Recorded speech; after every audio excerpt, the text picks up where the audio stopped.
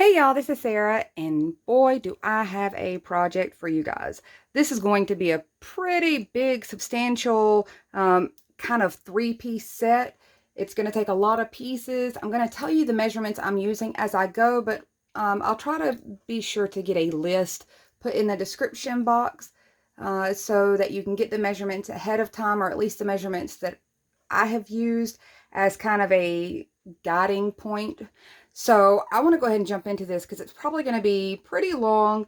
It is one of the biggest, most extensive, easiest pieces that I've done as far as wall decor. I'm not doing hardly any painting. I'm not doing any foam core painting. I'm doing mine white. You're going to see how this turns out. I'm going to show you a few things that I'm going to be using. I've got a little bit of Dollar Tree duct tape that I'm going to be binding some of my foam core together with. I'm personally going to be using these Dollar Tree stickers. They are a 3D sticker that are plastic, and they're a little puffy, so they've got some dimension to them. I'm going to be using these, and I believe, I think it's going to take 2 packages, maybe more. I'm not sure yet. It depends on how I like the look. I've pretty much got everything in my mind, but I'm going to be using these. I'll show a few other ideas for alternatives if you can't find these stickers. I'm also going to be using, these are like giant shish kebab skewers or marshmallow skewers, or I don't know what you want to call these. These are the really big ones you can see. It's the same length as my foam core, so it's like 30 inches long. I'm going to be using those, but I'll show you an alternative to that as well. Foam core count, we'll kind of keep up with that as we go. I'm starting out with this right here, and let me tell you what this is. This is Readi-board brand foam board. When I say foam core, this is what I'm talking about. It looks like a poster board, but you can see it's much thicker. It's got this foam center and paper liner. I'm going to be using multiple sheets of this. This video is sponsored by Readi-board. We are not doing any paint prep on this one, or I'm not going to, but if you want to do this project in a particular color, you can always try to paint it after you've put it together and do it that way. You could try to go ahead and do all your pieces ahead of time. If you've got pre-cut faux wood pieces, particularly in the 3" by 30" width that I typically like to use, you can definitely kind of reach into that stash. So I'm going to show you what I started with. This is my base for the centerpiece. And it's going to take 1 full sheet of 20 by 30. And it's going to take a 10" cut of the 20 by 30. So either which way you want to do this, you're going to end up with a 30 by 30 big chunky piece. I'm at a weird angle to try to record this because it is so huge. So I'm going to be doing it in bits and pieces. But this is what you're going to end up with as your base. And I'm going to show you really quickly. Let's jump into that. I have one already put together. I can lay this any which way since it is 30 by 30. Either which direction you want to turn this, it's going to work out. I think I'll just leave it up and down. That should be fine. My slats are going to go crossways, so that should really work out. Now, depending on how you space your pieces out that we're about to use, on your 3 by 30 cuts that I typically cut, you're going to need about 20. At least in the full 3 by 30, and then a couple of them, you're going to want a couple extra to cut down. I'm going to try to slide those to the side and start just eyeballing.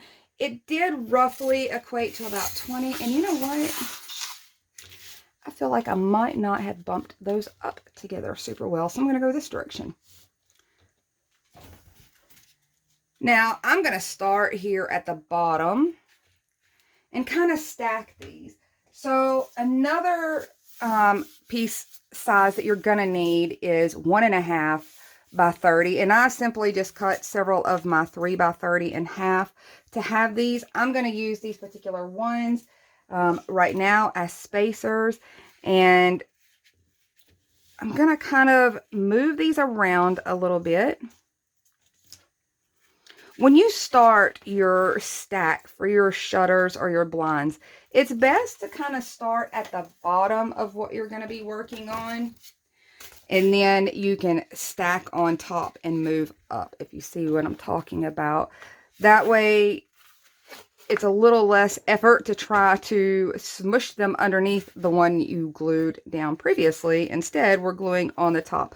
I have made that mistake. I started the other way and realized that that was not going to work for me sitting here trying to slide them all under like that. So I'm going to play with these for a moment and start to get them stacked and laid out so I can tell you exactly how many you're going to need at this span. And like I said, it really is going to depend on how you space them out. I'm going to use one of my 1.5 inch strips here as my spacer so that when I get ready to stack these like this, I'm going to run them edge to edge right there, that little 1.5 inch strip. And that's what I'm using to try to get these things as even as possible. And then I'll glue the edge down so that they have this nice stacked blind shutter type appearance. And it's a little more even than I could probably get it eyeballing it. My first one, I did not measure out the spacing nearly as well. When I got to the end, it is a little off, just a hair. Not enough to really notice super terribly, but enough to drive me nuts. So one of the things I want to point out is a lot of the foam core can come all bent up. And if you do have some bent edges, try to make them go along this way. That way you can hide them with the layer that's going to be on top of it. That's what I've had to do. This, you can see I've got a lot of corners that have been beat up on some pieces. So work around it. I usually can find a way to get it to lay out so that I've still got my sharp, crisp edges. So I want to go ahead and continue to stack this. And I want to just kind of eyeball it because depending on your spacing, and like I said, that could be anything. You could go 2 inches apart if you really didn't want to do as many slats and you wanted a little wider slats across it. So it takes a little playing with right when we get to this end and that end to make sure that everything ends up flush. Because you can be off a little, you know, a little bit off 1/4 inch here and 1/4 inch there. Even though it's minute on the scale that this is at, it still can mess you up a little bit. So I'm going to go ahead and do this and I'll be right back. I wanted to show you real quick the kind of the most cheatest hack that I have found on doing this. Okay, here is just a 3 inch strip. Here is my 1.5 inch strip. And I want to flush these up together the best I can. You notice I'm not attaching this to the backer just yet. I've got hot glue strings everywhere on me. I am taking this piece right here, this next 3 inch.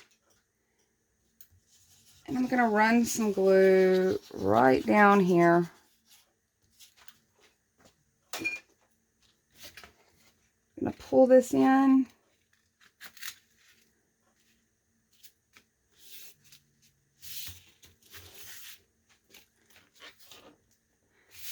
And I've got that flush against there. You can see they're stacked. I'm going to do the same thing here. If you can see that, I've actually already cheated. I've got a set. And you're going to keep doing this very same thing each time. until you get enough. I'm going to watch this as I get going, and as I get closer to the full length of that piece, I'm just going to transfer these onto it. This is the easiest way that I have found when I'm doing these stacks like this for the blinds and the shutters and that kind of thing. This is what I have found to be the easiest, to be honest.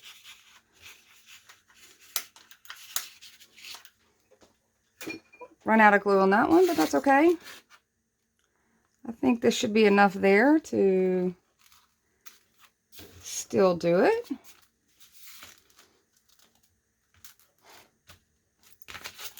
So you'll continue your stack all the way through, just like that. Super simple, much easier than trying to do it with the whole big everything underneath you. And it's a really easy way to kind of keep track of where you are. At least from what I have found. You might find a way that's a little easier for you. I have never, I should watch how things are made sometimes. I know they have videos for pretty much everything you can think of on how it's made. I guess if I knew how to make the real ones, I would know a few other shortcuts. I've never looked. But we're taking some shortcuts with this. Like I said, it was going to look like the most complex yet easy multi-part project that I've probably ever put together. As far as it looks complicated, if you're going in the white like I am, it takes a whole lot of work out of it because I'm not going to have to paint this. I'm not going to have to do anything to it. It's going to look really nice in the white. If you want it in a color, you can absolutely customize this. I have a place for this, which is why the dimensions are what they are. Or I said I had a place for this. I have a dresser in my foyer. Oh, I put glue on the wrong thing. Look at me getting all excited talking about it.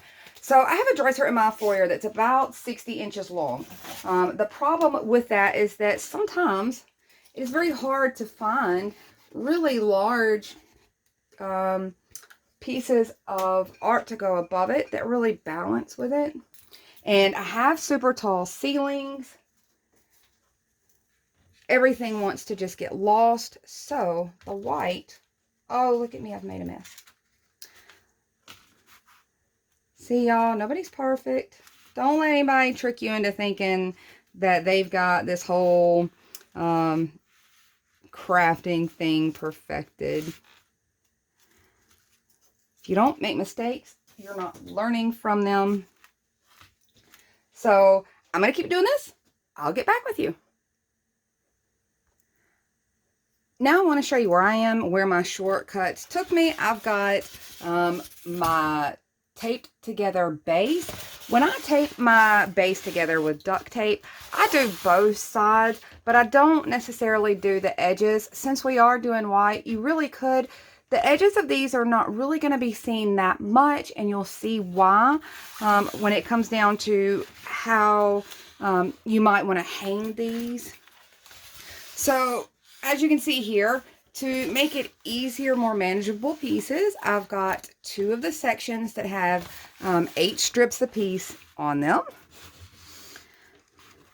So my first step, I'm going to come down here. This is just another one of my 3x30. I'm going to kind of butt it in place. We're taking a shortcut on this one, and you'll see what I mean on the edges. You could always do the chunky edges on this part of it. Because of how I'm going to hang it, you're not going to see it. I am doing the kind of cleaner, chunkier edges on the side pieces. And I hope that doesn't confuse you, but you'll kind of see. I'll point it out. So I'm at this point. I'm going to go ahead and take this 3-inch one. And I'm going to pop it down here at this bottom. When I get really close to the edge, I like to get those edges really squished together, almost like plywood. Out of glue. So I'm going to really glue this down all the way up. This is where we're starting to build up our frame and starting to add some bulk to this. And this is going to help me with my alignment. I'm just going to try to make sure that I've got everything flush with this one. Now, when I get ready to place this, I'm going to slide this section off. If you're questioning how yours is supposed to look, this is what we've got going on here. And we really kind of want to work fast here because this is a lot of space that you're going to be covering with hot glue really, really quickly. I'm going to go ahead and take this piece, this bottom edge, my lip is kind of right there, if you can see. I'm going to take this and glue it down. I'm going to try to get it fairly flush with this bottom piece, but it's not really going to matter because we are going to still thicken that up some, and it's going to come up a little bit. So I'm going to go ahead and start gluing this down and really using a lot. I'm just going to flip this over and start coating it.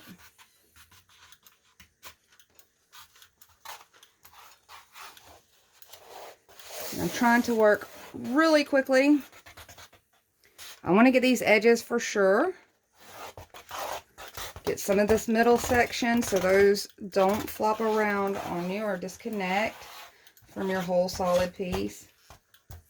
This is a fast flow setting. This is a high heat fast flow setting, and I'm still struggling to work hard enough for this. So maybe a 8 slat section was not the best. I'm gonna move it down, get it flush with these edges. I'm gonna push everybody down.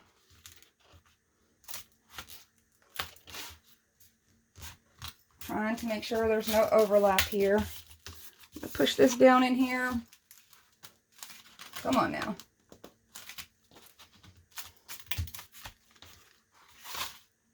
Oh, I'm afraid I'm gonna have a little crookedness if I don't get this slid down some. All right, I'm going to try to work with that how it is. I'm going to spin this around, make sure I've got this portion right here going pretty flat against it so that when I go to put my next stack up there, they're going to lay pretty even. More glue. This is one of those times where I think the rope glue, when you're doing something this big, going through that much glue, I think those rope glue things would probably be pretty amazing.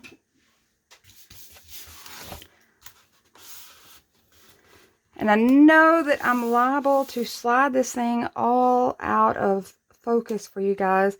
It is really big at 30 by 30, just this piece. I'm going to come in and I'm going to do the same thing with this section. I'm going to take my little 1/2 inch spacer again. And that's going to help me figure out where to get this one set on here, so that those two sections are lining up pretty much the same. I look as if I'm going to have a little crookedness. So I'm going to see if I can try to hide a little of that right here. Looks like I may have gotten off. That's okay. That's part of why I did this the way that I did, so that we've got a little margin of error to work around, to hide around, to fudge with a little bit. So I'm going to do the same thing. I'm going to try to get all my glue coated down below here. Get those edges really well. Get some center sections here.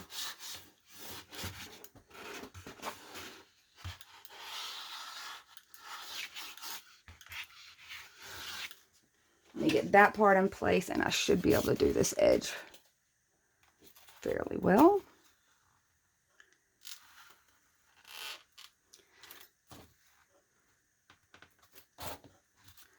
So at this point, that has taken about 16 slats. And I am trying to make that look a little less crazy and a little more even, I'm okay with it. Don't let it freak you out. I'm going to have a wreath on mine, so.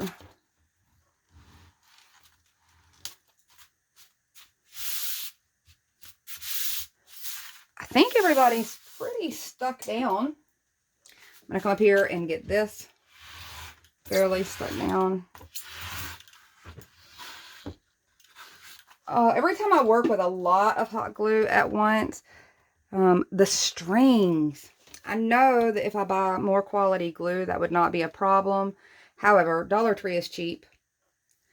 So my next step is going to be to figure out what size I need to fill this little space. This is why I said this last one could be left up for interpretation.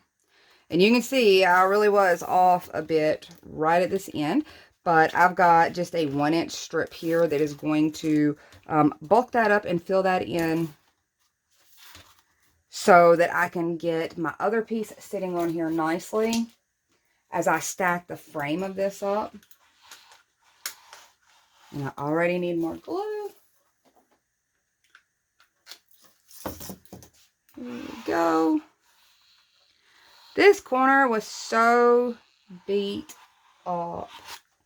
Some of these, they have had a rough go in the world by the time I get to craft with them. Now, on flushness, I am making my top where I'm determining my flushness to be. That way, this gap will pretty much be hidden when we stack our framing on top of it. I'm going to go ahead and spin this around. Now, I'm back to the bottom. Hopefully, you can tell that. So, here is where we had that original 3-inch slat. This is where you can start getting fun, start adding your own details. The reason I went this direction is because I felt like this was a nice cheat on doing this. So now you're going to want to pull out your 1.5-inch by 30-inch strips. At this point, this is my 3-inch flat base that I glued down, the very first one.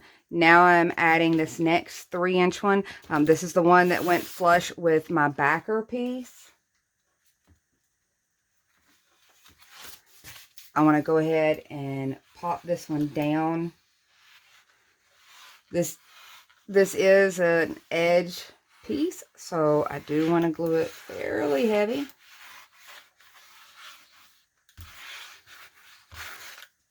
That should do it for me. I'll bump this up here.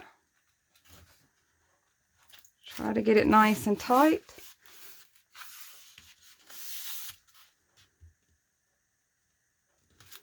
So that should hold all of that really well. The next ones we're going to cut these down as we go. Because the spacing is a little odd, the numbers end up working out a little strange. So we're just going to measure them out as we go, just in case you make a mistake on cutting. This is a very forgiving method to go. So right now, this is one of my 1.5 by 30. I've got 2 for the center.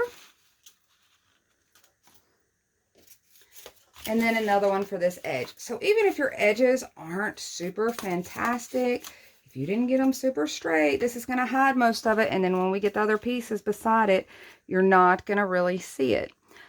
So when I do mine, I am going to adhere this strip all the way from the very top to the bottom. That's how my frame is going to look. So I'm going to go ahead and turn this around so that I can show you what I did on my very top here. This piece right here, I believe is 2.5, but don't let me lie to you. It's 2.5. So this is what I'm going to use to pop into this top. Now, when I do that, you notice that it should give me that 1.5-inch gap. I can play around with that.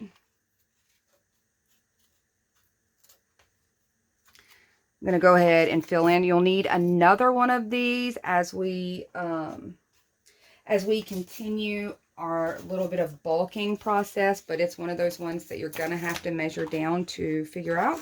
So this one is going to go ahead and go in place at that top and hide our little gap there. If you did really good with your measurements or actually spacing it out, you might not have one. Sometimes I get them to work out perfectly, but foam core, honestly, it can be a little tricky to cut, but it does give you a lot of playroom as well. Okay, so that is that 2.5 by 30. Go ahead and start putting some of these in place. This is my 1.5. I'm going to get it popped down to this end.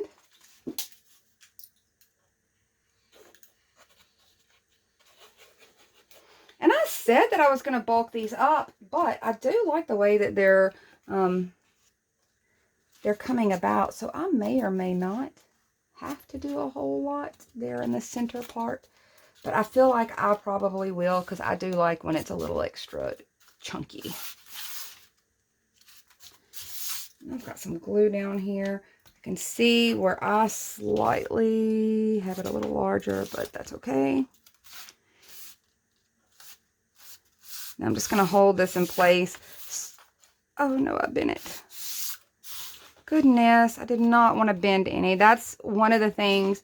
When you paint these and you get a crease or a bend, it's not very noticeable. But if you're using the white, try not to bend it up too much.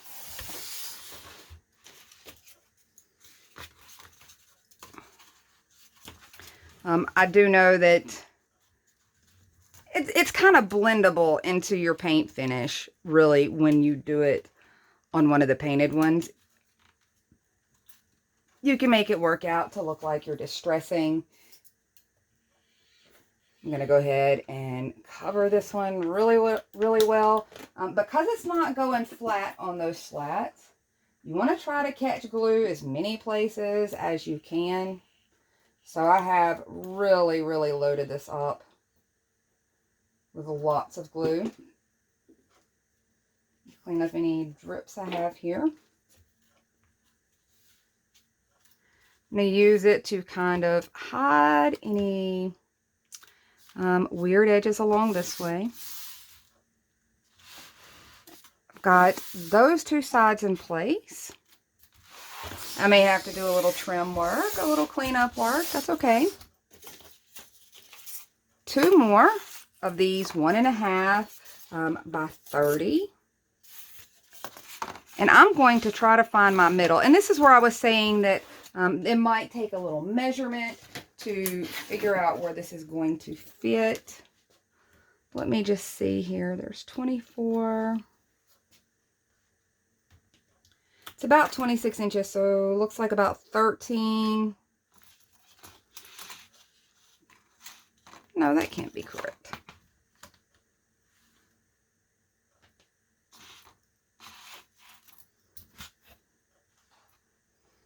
I feel like the ruler's telling me one thing and my brain is telling me another. My brain's a little more accurate than I was doing with the ruler. I do struggle sometimes reading the ruler. I've got so many lights going on in here that the glare can get a little intense. So this is about close enough for me.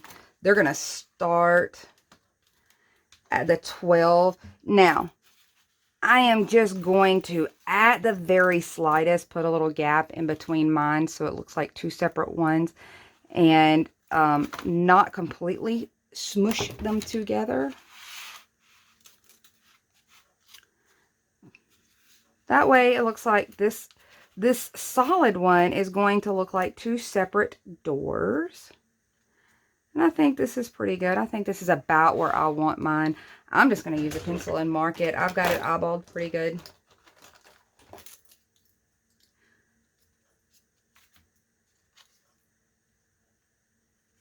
That'll help me kind of keep track of where I want it to go.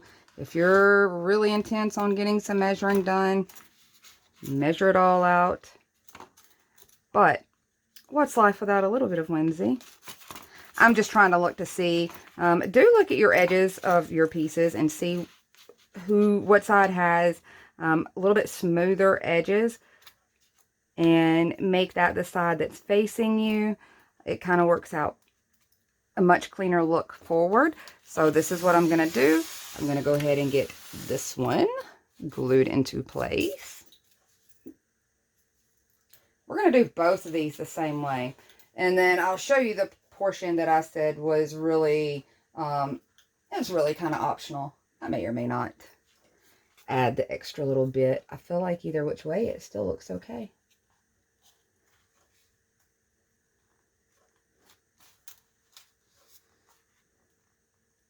So you can see I've got just a little bit of gap, but not enough to actually show through where you can see the slats. That way we didn't have to do separate slats for each section of this. It was kind of my cheat to get past that.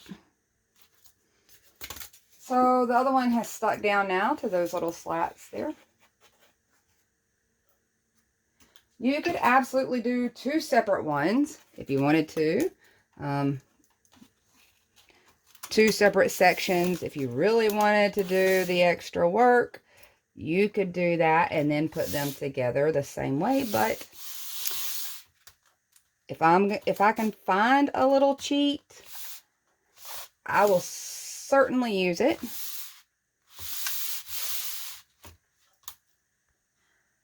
Okay, so here's where I am at bulking up this base piece. I've got another 3-inch wide. I'm just going to take it, and here is the best way that I have found for me to really get this super flush and to pop down in there really tight.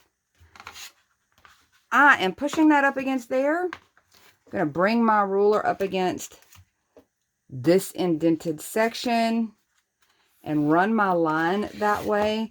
Do that for both of those. That allows me to really get a cut that's going to pop in super tight all the way down.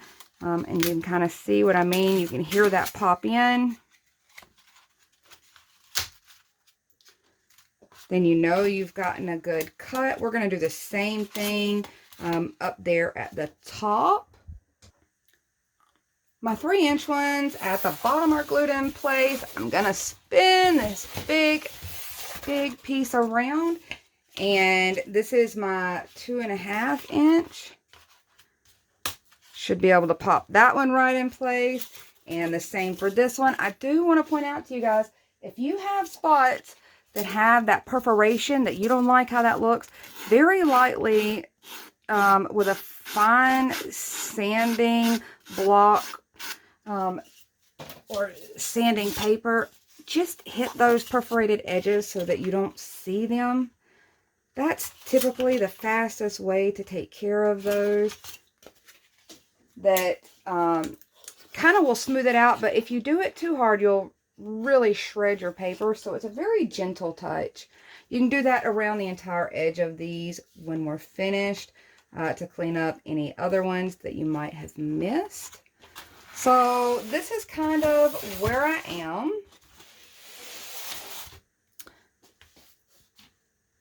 Feel like my measurements got been a little better there at the top, but I can always trim that down and even that out, and that'll help a lot. Now I want to show you some fun things. The reason for these, I'm going to be using these as my handle, and I'm going to show you how. So as you can see, I have taken this one right here, this hinge. I have it in my hand. Now, you can always add some brads into this, some nails. This is plastic, so you can poke right through it. I'm going to try to bend this around that, and I'm going to take, you don't have to do this. If you hold it there for a few seconds, I'm just taking my heat gun and kind of heating that plastic up around that a little bit. No biggie, your fingers can do the same thing. Just find something kind of round to work that around, and it's going to hold. So this is pretty sticky on its own. If you want to glue it down as well, you can do that. So we know this is 30 inches. I'm going to put mine up at 15. It's going to be right in the center. So I'm going to put mine this direction. This part right here, I'm going to try to push down. And you can make that as wide as you want to. I don't think I have it on there even. There we go. I will likely come back in with some scrapbooking brads like I have shown before. Or maybe some of the carpet tacks and poke through there to secure that really, really well. I have some brads that happen to be this exact color. I had intended on painting these. To be honest, I was going to go with black and paint them all black. But it turns out I kind of like them exactly like they were. And I'm just doing the same thing. I'm just kind of putting a bend in it. Round that little bend out a little bit with my finger. And I'm going to put it very similar to location. There we go. Get my little bend in it. Try to line it up with the one beside it. Now I feel like the one beside it is not correct. I think I have got it bent a little to the side. There we go. Now it's a little better. I'm going to pull that, get my little loop in, push those down into it to hold until I get my brads. Do you see that? You can actually slide your little finger under there. Now, the other ones I'm going to be using, and I can't use these until I get the other piece side by side to align them with. But I'm also going to be using these particular hinges along this piece as well. So I'm going to save these and put these to the side. And this particular piece, other than maybe some trimming along the edges, is complete. Now, I want to tell you that our edges, I won't be able to see mine. My other piece is going to be so close to it when it's hung that I won't be able to see it. Now, here is a little trick. If you want to get really smooth edges, now at this point, if they're really squished together super well, your edges really are not bad. It starts to begin to look like the layers of plywood or pressboard or something like that. But you can always come in with just the lightweight spackling that Dollar Tree has and fill in your edges, especially on one like this. You can come in and kind of fill these edges in and smooth them out if you would like. I may do that on the side pieces that I intend on making. And I'm going to show you one that I have completed already. And then we're going to make the other one together. And this is what I was saying, that I was not entirely sure that we were going to have enough room on my desktop for all of these giant pieces. Can you see how big this really is? This is what I was telling you about doing our hinges. They are going to connect from here to here.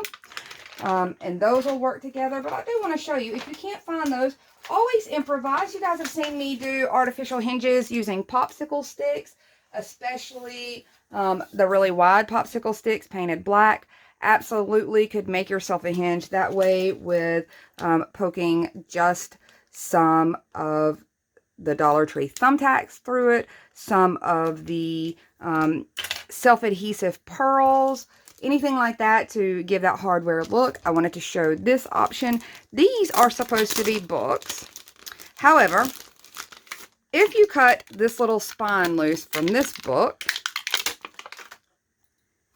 it certainly gives you a very hinge appearance. So you could use that as a base for some other knobs. I want to show you really quick some other knob ideas before we get started on our other piece. Some knob ideas that I originally had planned on going with until I decided, no, I'm going to choose this. I have made little round knobs. As a matter of fact, I made them into toothpicks so that they would perfectly pop in here. I could have very well done the little more rustic, just round knobs here in place of these. It would have been very cute. I did this with some Dollar Tree beads. I smushed my hot glue into the bead and shoved half a toothpick in there. And then to fill the top hole, if you can see, and I've seen plenty of knobs made this way, I've got some of these little carpet tacks to slide down in there. There was room in the holes on these Dollar Tree ones. There really was room in there for both the toothpick and the little nail. And it gave me a cute knob had I wanted to go with the black and white rustic look. But I did end up liking these a little bit more once I got to playing around. So I'm going to put this to the side, this big giant piece, if I can. I am telling you, I know some of you can already agree with me when I say that a lot of times, because I'm recording from almost a panoramic angle, typically, to get the scale of these, it makes not only me coming at you with my arms very weird in perspective, but you really never get to gauge just how huge some of these turn out until you make them. So we're going to start on this piece next. In order to do it, the foam core size that you are going to need is 13 inches as well. When I did this one a little different. So our 3x30 strips can be cut down into 3 10-inch strips. So that's what I did. These are 10 inches wide. That's what we're going to be using, is a stack 10 inches wide, or 10x3. We're also going to be using some more of the 1.5x30 as well to frame it out. And then you're also going to want a strip of the 2.5 to go at the top. The other thing you can see already is that this is where the skewers come into play. And I painted mine up white ahead of time and cut them down. You can almost cut these with scissors. You can pretty much pop them with wire cutters and sand the edge down, which is what I did. And really cool is that for what I cut off of there, I've got these little skewers now that look like fake color pencils, so I thought it would be a good way to prank my kids. Also, this is an option if you can't find any of these skewers. This is literally a skinny strip of foam core, if you can see that. As you can see, if I lay it there, I struggled to decide which one I was going to use. This one, the skinny strip of foam core, is actually easier to adhere down than your skewer. I liked both of them. I did like actually using the skewer, which was real wood, to throw in with the foam core and really give some realism. My other concern with doing this little skinny piece was that was so thin the paper surface might peel off on you, but if it does, the foam core underneath, if you're doing this as white, it won't be a problem. But you can see this little kind of nub piece works just as well, or you could do it completely plain all the way up like the center portion is. But I wanted to throw in this one extra detail when I did mine, so that it set them apart as they're all next to one another. It set them apart to show that those two side shutters were entirely separate pieces. But you just take the ideas and run with them. And I'm just here to kind of hang out with you while we do something pretty close to one another. Same thing with this one. As I get started, I'm going to do the very same thing. I'm going to use the 1.5 inch as my guide to space these out. You can see this one's pretty bent up, so I want it to go under the layer above it. This is how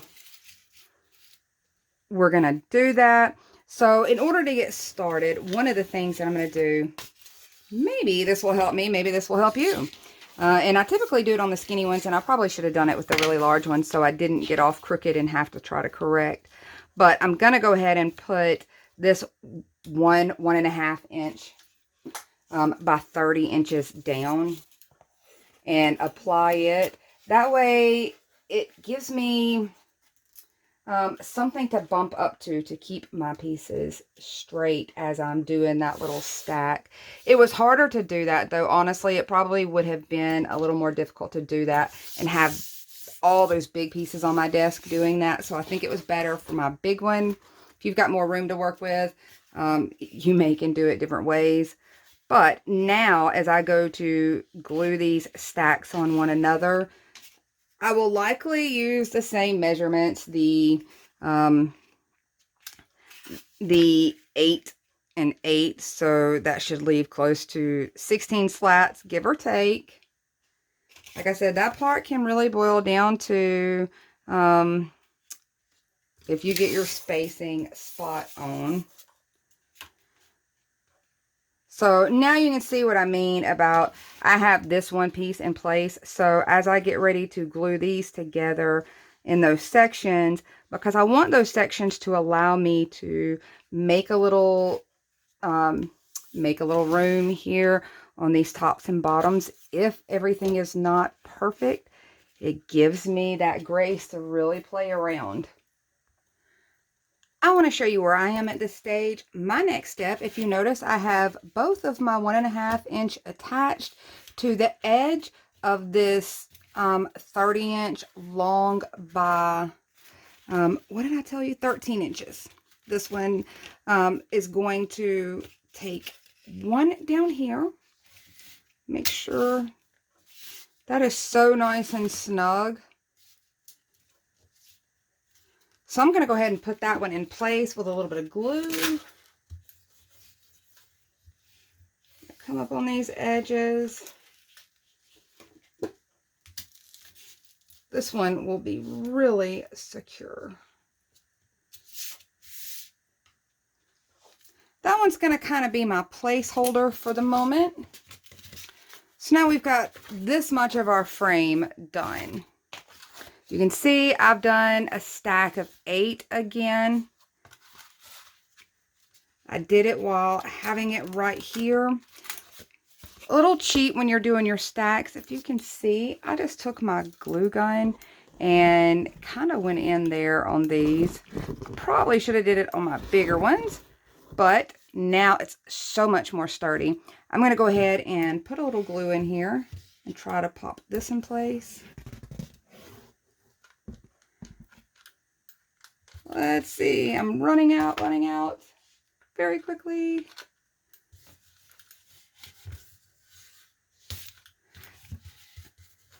Since this worked so well on this smaller one to do it this way, I think I'm going to complete it out this way at this stage. Now that I've got this bumped down here, I'm going to try to push these down into this. You can hear they're really snug, so everything's popping in there. Just try not to bend. Try not to bend any of your pieces. I found it from this point on, this was super easy. So I'm going to pop that in there. You see how that's wedged? This is my little spacer that I'm using at the moment.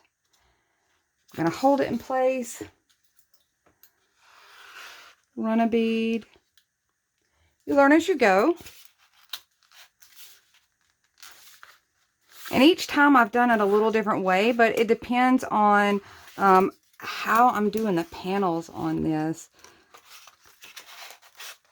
So you can kind of see how those are just going to slide into place.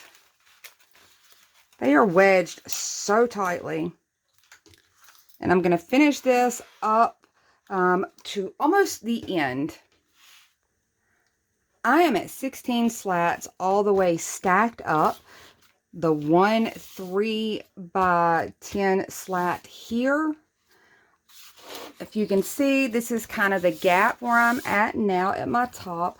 I had a scrap from other projects that I believe is going to fit in here really nice for me. So I'm going to measure that out and kind of squeeze this thing in here. And I think it will work perfectly. And then I'm going to continue to kind of bulk this up from there.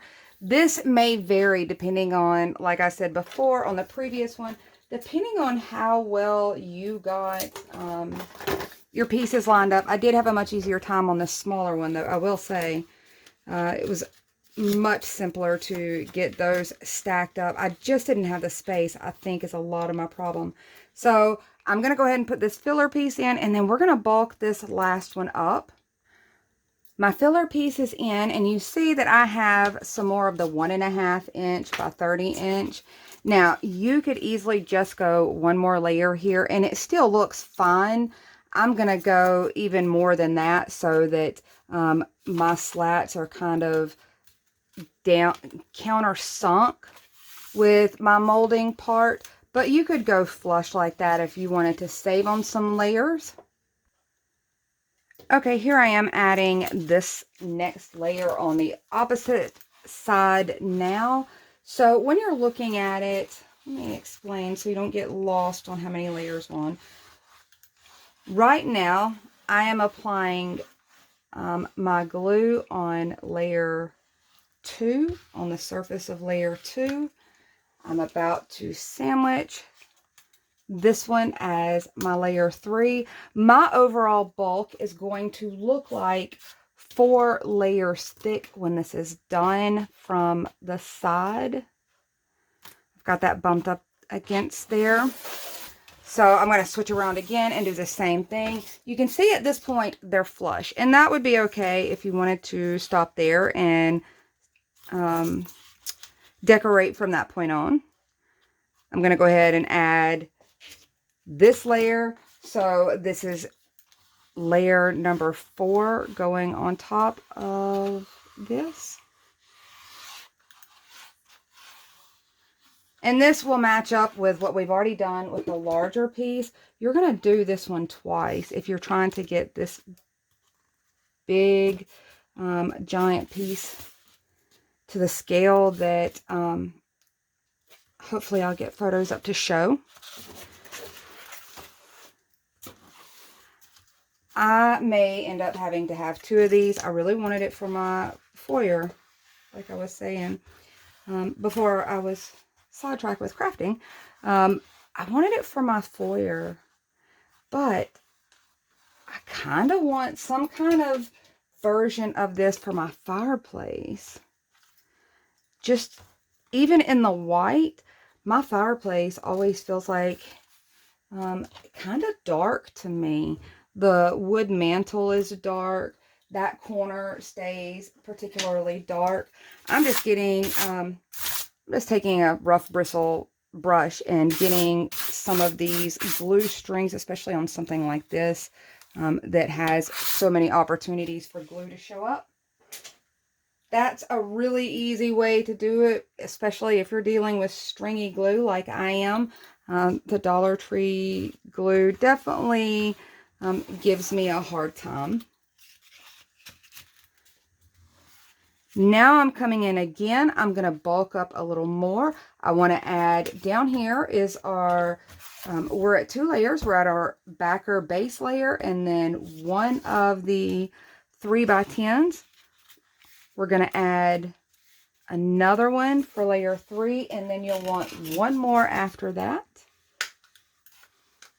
And I'm going to try to get up in these corners now. that I can, so this thing becomes really secure. You see what I mean? This framing corner there. And it's gonna, since I didn't do any crossbars here like I usually do when I'm bulking a frame up, that right there, adding that glue is gonna really help sturdy that, since we have so many stacked in this one thin 1.5 inch line. This is my last 3x10. This is what's going to make the 4 layers for this piece, or for this bottom piece here. So I'm hitting those edges really well, also trying to catch down in this crease here where they meet. And hopefully this will pop right into place. Watch your fingers, watch your fingers. I did not just watch my fingers. I'm gonna kind of get that little ooze off there. Now, the last piece we're going to do is the top piece, which was the 2.5. And back to showing you really quick my shortcut on getting that to be that kind of pop in fit. I'm bringing back my just sanding block here, and I'm going to check the edges. This one is perforated. Let me see if I can show you that over there. It's got that perforation, so I'm going to knock it down a little bit so my fit's a little better.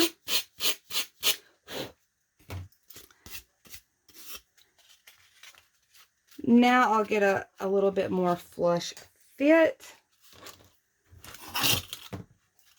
I'm going to bring my ruler over. And this is how I get it so that it is really, really snug. I'm going to line it up with this piece right at that edge, because I know that's where it's running.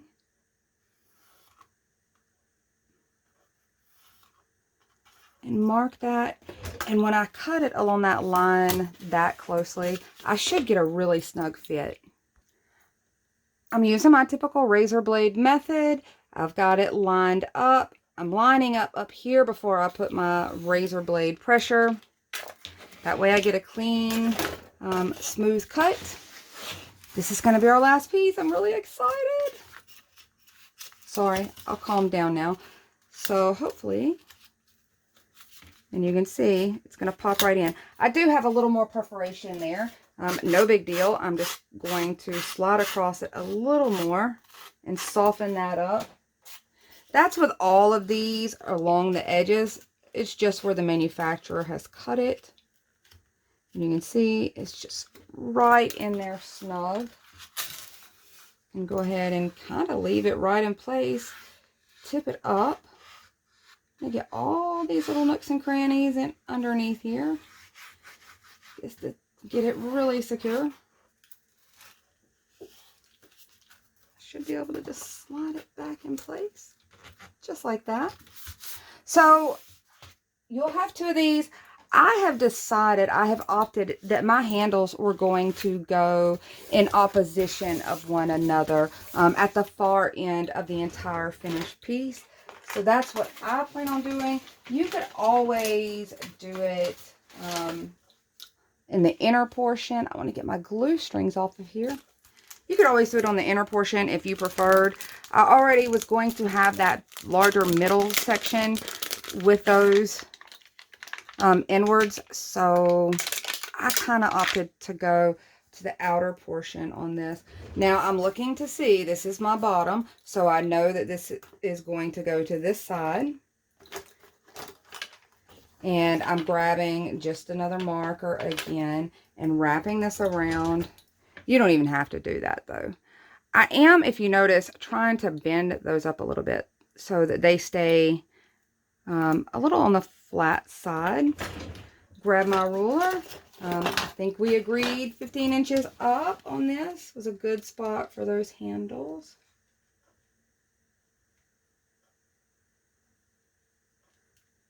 This way they should all be pretty close all the way across visually.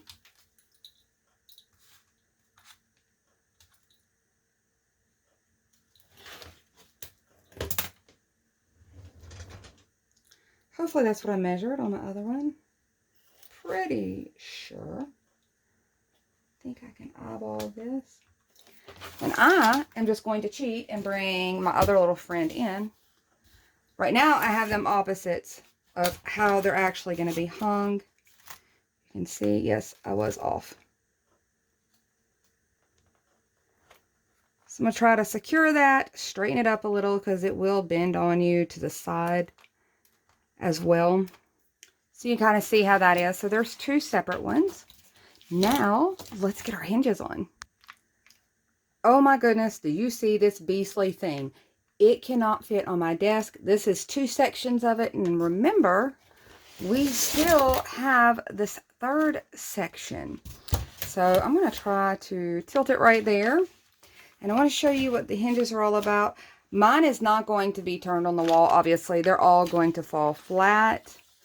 But when I hang them, I can have a little bit of space here between these. Maybe I can show. But now is where I bring out these other hinges. We've gotten our handles that we applied. Now I want to apply these hinges. And I kind of want to play around and see where I want to locate them. So I really feel like my little crease that I accidentally made on my big one, I believe is going to become my determining factor on where these hinges end up. It's going to help hide that for me. There's lots of pretty options.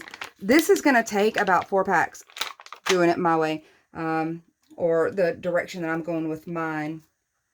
You can always substitute. Think outside of the box. Look around. Use the real things. I really had wanted to use the real things, but I only had 3 of the ones that I wanted to use, so that was not going to work. You can see what I'm doing right here where these are going to separate on the wall. I'll have a little bit of a gap, and you guys will hopefully be able to see photos, but I am putting these very close side by side in order to make sure that when I hang them on the wall, they're going to be very similar to where they're located. If I hang them correctly, hopefully.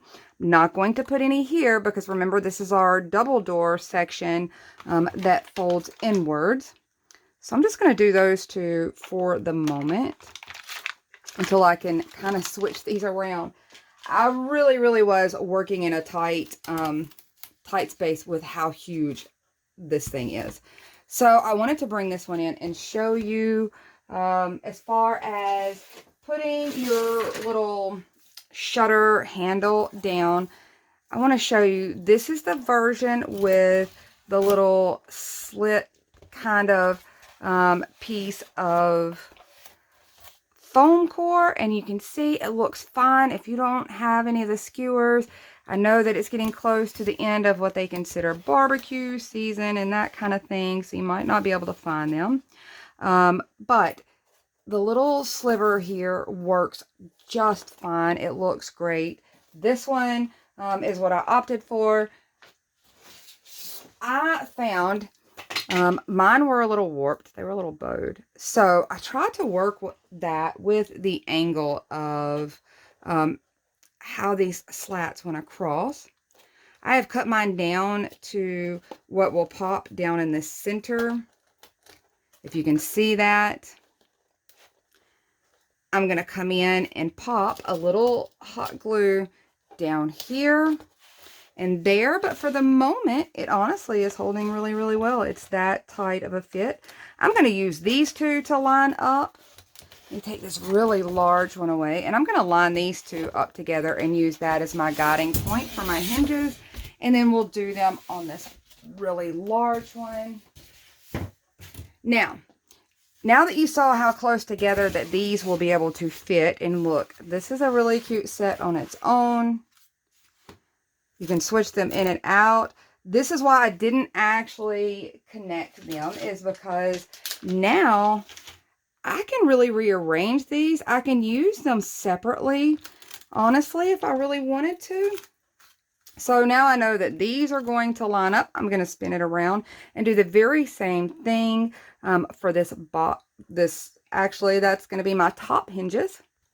Those bottom hinges ended up being 3 inches up. Works out just fine. And it covered my bend problem. I love when it works out like that.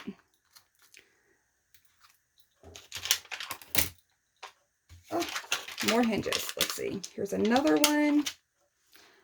These are so worth the investment. You guys have probably noticed that I have pulled off of my set multiple times for multiple projects. And done lots of metal additions to pieces. So see, these are all so interchangeable. You've got another set like this. You have the 3-piece set, which is how I'm going to use it. I'm going to match all my hinges and get that one done in the middle. I wish I had more room to show you. I'm trying to figure out a way to get it up here, and it's just, gosh, it's so big. It's seriously, this thing is going to just, it's definitely going to get some attention. I think you'll be able to do a lot of different things with it. I'm cheating on my 3 inches. Look, I have this little piece right here. I think this, whoops, here. This is where I want my hinges. Yep. So I already know this is 3 inches wide. This helps me kind of align it a little better because this sticker is 3D.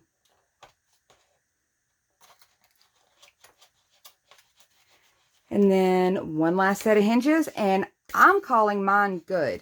Now, this is a good time if you're doing the white. I want you to see, this side looks crazy. Look at that. But when these are bumped that close against it, you're really not going to see it when you hang it. These are a little different. When we stacked them the way we did, it's very easy now at this stage to come in with your spackling. This is the stuff I'm talking about. Dollar Tree has these little putty knives, paint knives, whatever you want to call them. This is in the hardware section. And it's almost like a moon sand. And the more you stir it, the kind of creamier it'll get, which helps because it does crumble quite a bit.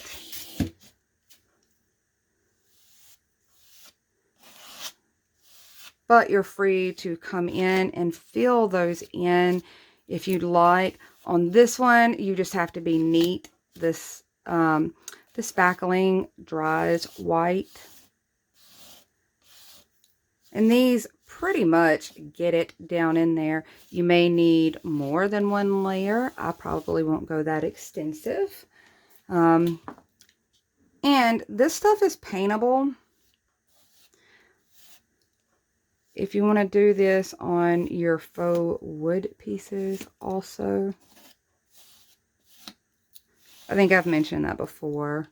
But it is paintable. The colors may be slightly off, but they're usually slightly off anyway, just because the foam absorbs your paint a little differently than that paper surface does. So, visually, I think it works out fine. But you can kind of see how that works. When it dries, it shrinks. It can go down in those cracks, and you may or may not need that additional layer or as many layers.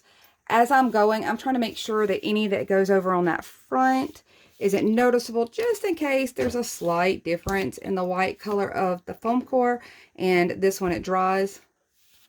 Along the side, it's a little more shadowy, so if the whites aren't perfectly matched, it's okay.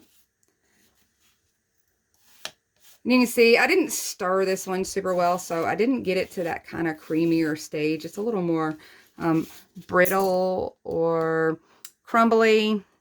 But I said that I would touch on this again. So I wanted to take this project, which was a super easy one to do this with, and use it as an example.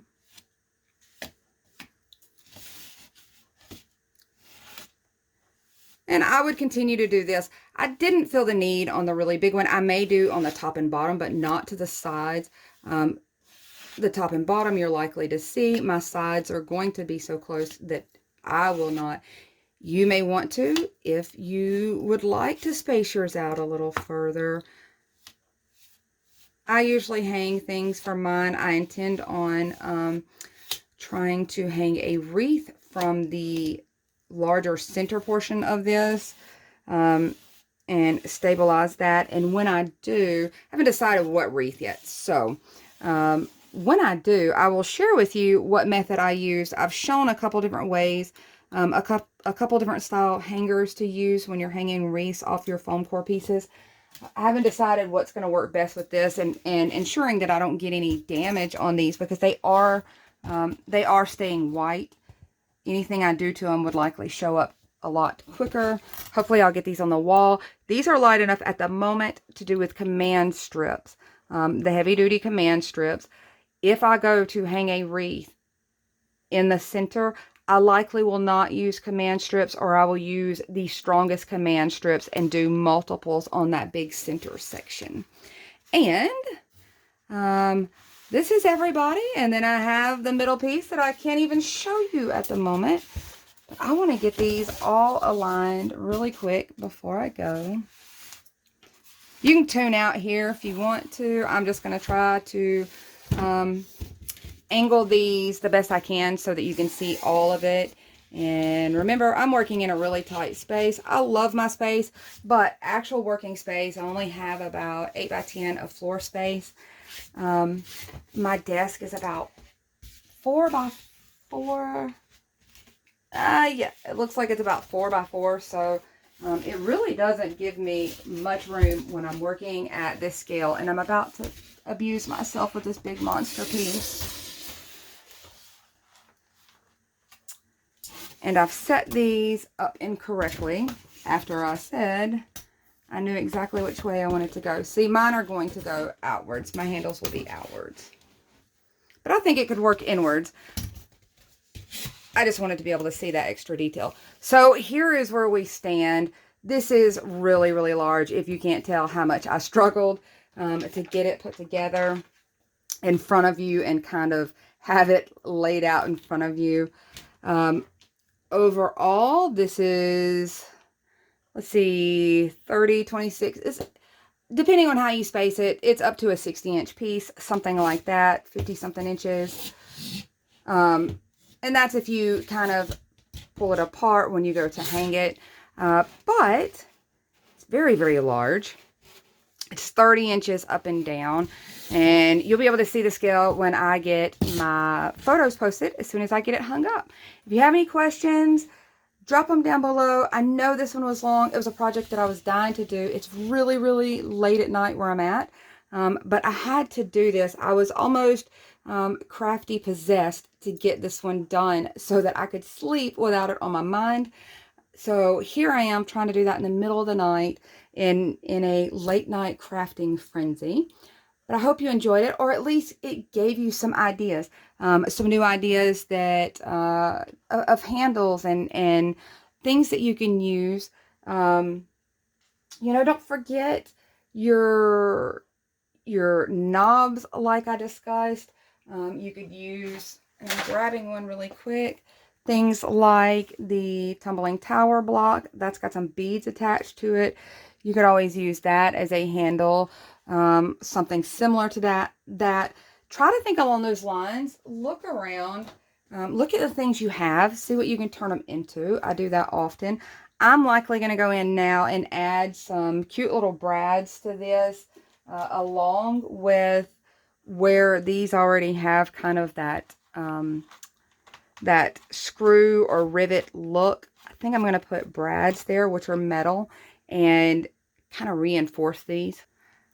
These are brads. If you're not sure what I'm talking about, you can see these are found in a scrapbooking section typically, or paper crafting section. And I actually have some that look like they're going to be pretty close to this color, if you can see. So I'll be able to just pop those straight through. Typically, I'll put a little hot glue as I go to pop them through. I may do one here up at the center. But if you don't have these, don't panic. You can use something else. Look for some nails in your house. Look at tacks. Look at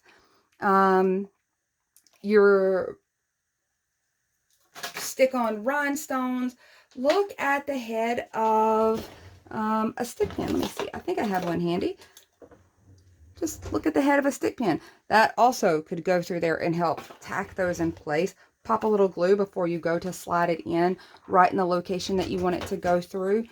And it kind of pushes that glue down and holds it in place. But this is it. I'm going to finish out some edge work, get everything all nice and pretty, get all my glue strings off, and get this thing on the wall. I'm so excited. I hope to get to craft with you again soon. I'm sorry this one was long. I knew it was going to be a really large project, and I didn't want to leave any details out so that you could use it in a multiple idea kind of way. You can turn it into a lot of things. You've got the big one, the smaller ones, lots of things you can do with this. So I hope you enjoyed it. I'm glad you came to craft with me, and I'll talk to you guys soon. Bye, y'all.